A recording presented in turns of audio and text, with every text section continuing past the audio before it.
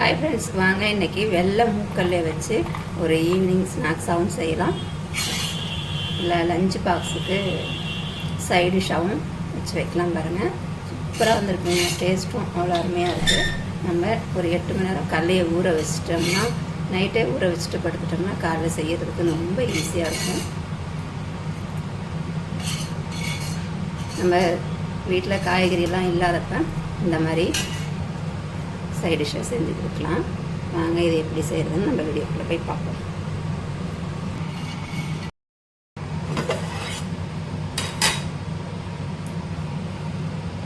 பாருங்கள், நான் வெள்ளை மூக்கெல்லாம் ஊற வச்சுருக்கேன். ஒரு 8 மணி நேரம் நல்லா ஊறிடுச்சு. பாருங்கள், நம்ம எப்பயுமே சுண்டல் செய்கிறதுக்கு ஊற வைப்போம்ல, அதே மாதிரி இதை ஊற வச்சுக்கலாம். இப்போ நம்ம குக்கரில் வேக வச்சுக்குவோம்.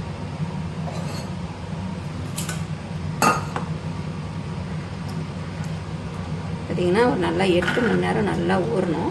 அப்போ தான் நம்மளுக்கு வெந்து வரும்போது நல்லா சாஃப்டாக இருக்கும்.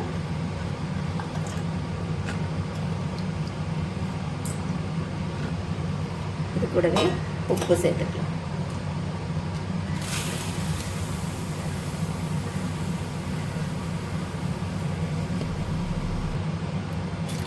நம்ம கடலை வேகிறதுக்கு தண்ணி சேர்த்துக்குவோம். மூடி போட்டு 4 விசில் இல்லைன்னா 5 விசில், எப்பயுமே நம்ம சுண்டலுக்கு வேக வைக்கிற மாதிரி விசில் விட்டு எடுத்துப்போம்.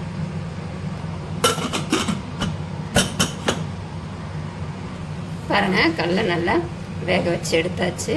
இந்த அளவுக்கு நல்லா வெந்துட்டுருக்கணும். தண்ணியை வடிகட்டி வச்சாச்சுங்க. இப்போ நம்ம அதே குக்கரில் மசாலாவெல்லாம் சேர்த்துப்போம். மஞ்சத்தூள், பார்த்திங்கன்னா வெறும் மிளகாத்தூள் ஒரு 1/2 ஸ்பூன், கரம் மசாலா ஒரு 1/2 ஸ்பூன், கலருக்கு பார்த்திங்கன்னா காஷ்மீர் சில்லி ஒரு 1/2 ஸ்பூன் சேர்த்துக்கலாம். கொஞ்சமாக பெருங்காயத்தூள், 1 ஸ்பூன் அளவு அரிசி மாவு. நம்ம ஏற்கனவே கடலையில் உப்பு போட்டு வேக வச்சுருக்கோம். நல்லா கொஞ்சமாக உப்பு சேர்த்துக்கலாம்.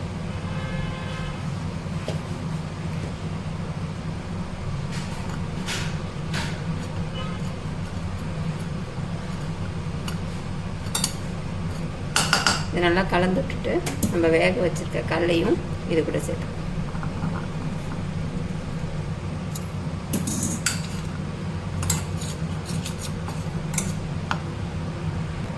ஃபஸ்ட்டு நல்லா கலந்து விட்டுட்டு அதுக்கப்புறமா கொஞ்சம் கொஞ்சமாக தண்ணி தெளித்து கலந்துக்கலாம்.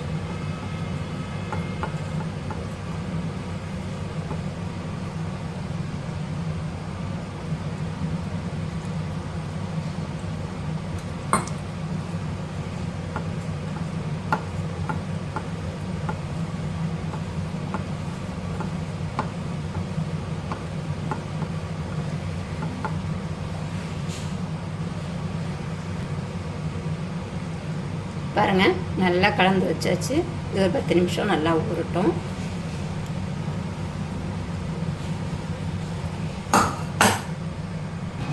இப்போ ஒரு கடாயில் எண்ணெய் சேர்த்துப்போம். 10 நிமிஷம் நல்லா ஊறிடுச்சு.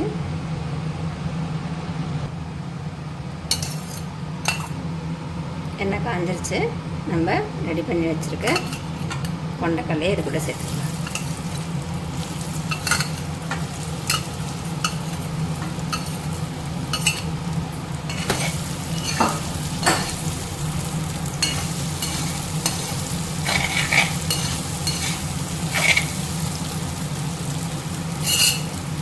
பார்த்திங்கன்னா அப்படியே சிம்லையே நம்ம வேக வச்சுக்கலாம்.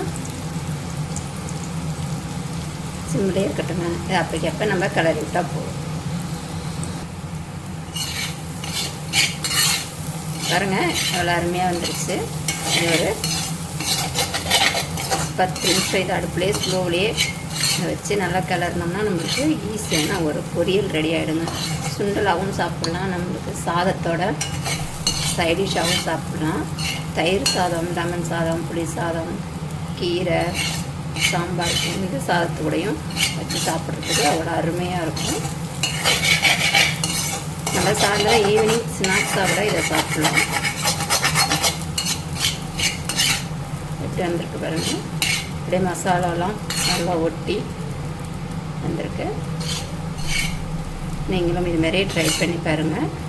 குழந்தைங்கள்லாம் விரும்பி சாப்பிடுவாங்க. நல்லாயிருக்கும், டேஸ்ட்டாக இருக்கும். நம்ம மசாலாவும் கலந்துருக்கிறதுனால ஒரே மாதிரி சுண்டலாக செய்யாமல் இந்த மாதிரி மசாலா சுண்டல் செஞ்சு சாப்பிடும்போது டேஸ்ட்டாக இருக்கும். ஸ்கூல் பசங்களுக்கு இது லஞ்சுக்கு செஞ்சு கொடுக்கலாம். ஈவினிங் ஸ்நாக்ஸாகவும் செஞ்சு கொடுக்கலாம். வீடியோ பிடிச்சிருந்தா லைக் பண்ணுங்கள், ஷேர் பண்ணுங்கள், கமெண்ட் பண்ணுங்கள், மறக்காமல் சப்ஸ்கிரைப் பண்ணுங்கள். இன்னொரு வீடியோவில் சந்திப்போம். பை.